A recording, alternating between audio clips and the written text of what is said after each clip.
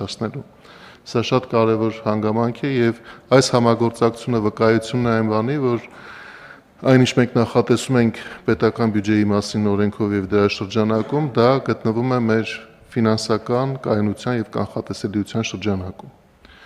Հարցեր նախագծի վերաբերյալ, խնդրեմ Տիկին Գալյան։ Շնորհակալություն,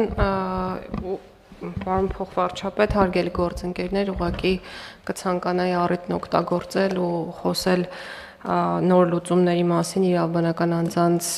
գրանցման պետական ռեգիստրի հետ կապված, արդեն ամիսներ է, որ անհատ ձեռնարկատերերը կարողանում են գրանցումը իրականացնել on-line տարբերակով, ընդ որում on-line տարբերակով այս պահի դրությամբ նրանք ազատվում են պետական տուրքի վճարման պարտականությունից, ի տարբերություն այն դեպքի, երբ այցելում են ռեգիստր փաստացի գրանցումը իրականացնելու, առաջիկա 2 ամսվա ընթացքում մենք ամբողջությամբ կապահովենք, որպեսզի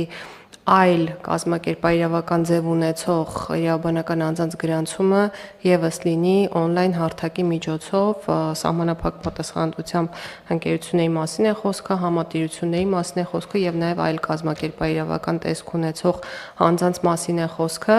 եւ քննարկումները շարունակվում են նաեւ բաժնետիրական ընկերությունների գրանցումները նույն եղանակով իրականացնելու հետ կապված մեր կենտրոնական բանկի գործընկերների հետ, կարծում եմ առաջիկայում փոխգործելիության համապատասխան լուծումներ կունենանք, որպեսզի մեր հարթակը կարողանա սպասարկի բոլոր իրավաբանական անձանց on-line գրանցումները։ Այսքանը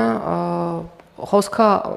2 ամսվա մասին է մաքսիմում, 2 ամիս հետո բոլոր հնարավորությունները կլինեն, որպեսզի գրանցումները լինեն